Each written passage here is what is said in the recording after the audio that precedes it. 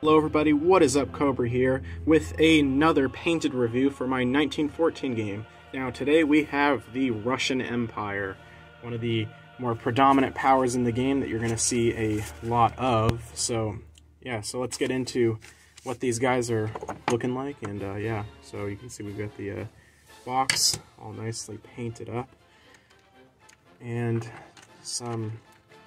let's get into the Air Forces first. So yeah, first up, I went with the pretty predominant Russian Air Force kind of color scheme, which was this muted yellow color. You can see the old Russian Empire symbols on them. Looked very similar to other nations like America and Serbia, their Air Force roundels, but they had a larger white dot in the center. So yeah, this is a Ila Muromets. It's a 3D printed piece I designed and printed out a while ago. So yeah, and as always, all the planes are magnetized. Here we've got a fighter. I think this is a Rumpler something. It's a designed after a Austro-Hungarian fighter, but it looks a lot like some of the Russian fighter planes that were being produced at the time. And the Russians do start with one fighter, so that's a nice thing. And also they get the ability to build bombers in 1914, unlike some other powers. So you're actually seeing some Russian Air Forces if you do decide to play as Russia. And then lastly, for aircraft that the Russians can throw at the enemy, we have the Mighty Zeppelin unit. And this you don't see a lot of. They're kind of expensive. The Russians really can't invest a ton in their Air Forces, so they kind of have to save what they've got. Then going down the line in the box here, we'll get to the Navy. Here we have the mighty Russian Ganget-class battleship.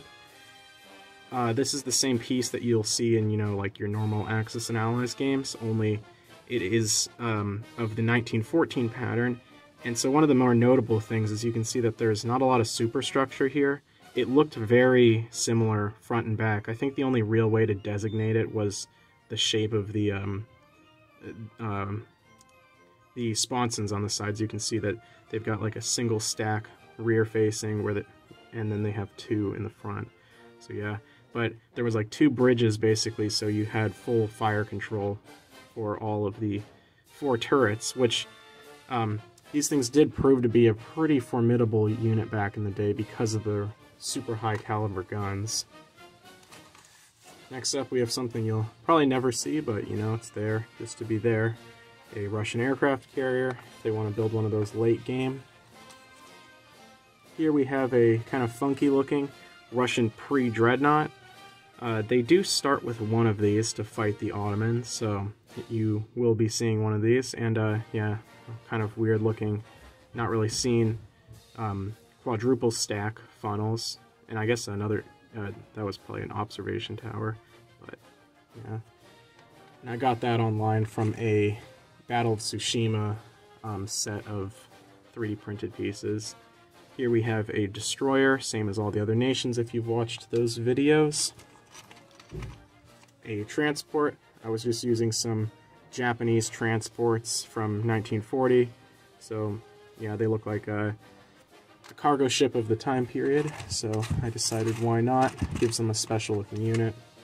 For cruisers, I decided on the cruiser I had a lot of, the Dutch De Ruyter from World War II, and yeah, so nothing too special about them. Just painted up in Russian colors. And then we got submarines. Same submarines I've been using, the US Gatto class. And finally, for naval units, if we can find one, here we go, a monitor. Monitors do see some action with the Russians. Like, they don't start out with any, but they do have the ability to, they have a special ability called River-Faring Nation, which allows them to build them directly in places that have rivers, so they don't have to be at like a shipyard, which is a pretty nice special ability they have. Getting into the land units, the Russians have got some of the cooler ones. Here we can see their super heavy tank, the Tsar tank. Sadly, I haven't seen any of these been used in our latest game, as the Russians were on the back foot, but a very cool unit. This was the first 3D printed unit I ever designed, so I'm really proud of it, and it presented a lot of challenges to me, but I really like this thing, and it's all painted up. Yeah, so those are a really great addition. They, you know, take up the board. They're definitely something almost intimidating. You know, if you're the German player and you see these positioned for an attack into Germany, you're definitely going to be cowering over that. Here we have the Russian Mendeleev tank. Now, one of the major things I decided, I don't think I've talked about this before, but, or I think I did a little bit in terms of like some of the heavy tanks I've had, but, you know, now if you wanted to be completely super historical, you would probably give the Russians a Mark V, like British medium tank as kind of like a sent over piece of equipment. But in this game, I wanted to be, for one, bring up some historical, like, oh, here was a tank that was considered by the Russian military. And then at the same time, too, it helps there be more units on the board that are different, and also gives each nation some kind of national pride in their pieces. The fact that, you know, this was an original Russian designed tank. Never got built, but it was highly considered. The major problem with it was the fact that it was super expensive. This thing would have been huge. Its armor would have been like 2 feet thick, and it had this super complex suspension system where the thing would basically be able to pull up, retract all of its wheels in, and just be this like immovable fortress. And it would have had like a massive naval gun in the front of it, so very cool tank. And the Russians do have the ability to build tanks, and I remember last game the Russian player just kept building tons and tons of tanks for their defense. They kept trying to launch tanks aren't good on defense, but they kept trying to launch counterattacks on the Germans, and they pretty much broke the German lines, but the Austro-Hungarians were able to get their own tanks out and start combating those. Here we have a Russian armored car, just a Rolls-Royce model. I wanted to get some like Patulov-Gardford armored cars, but I never was able to find like a good design, and I never was able to design them. So maybe somewhere down the line I'll buy some and paint them up, but you don't really see a lot of armored cars being built by the powers, especially with Russia, because they have, you know, concerns with their money and the fact that they're being invaded by 3 different fronts. And then on the tank side of things, this is another Mendeleev tank. This is from Historical Board Gaming, and I'm just showing this off because this was provided by the Plastic Commando. It was a prize that I won a while ago, and I gave it a little silver wash and painted up the tracks to match the rest of my nations, but a very cool looking piece, and just, you know, gives another little skin for the Russians to have, you know, to have maybe using that in a different army, just to designate it. Here we have a heavy artillery, just a massive mortar. Some artillery from Risk. These actually worked out pretty well because the Russians used a lot of outdated artillery, you know, like a lot of wooden spoked kind of things, and so yeah. Let's see, I'm trying to think, is that all of the land unit? Oh, there we go. We got a railroad gun. Again, same railroad gun I've been using for all my different powers. Let's see. Trains, sadly, probably not going to be using these things anymore, so yeah, but got a bunch of trains now and nothing really to use them for, so I may save them for a game down the road, some game that might involve them, but other than that, they're probably going to be phased out. But armored trains are still going to be used in my game, and this is the Russian armored train. And Russia does start with a few of those armored trains, so they make some appearances in the game. Now, getting into the infantry sculpts, we've got, just starting them off, this is supposed to be Tsar Nicholas himself.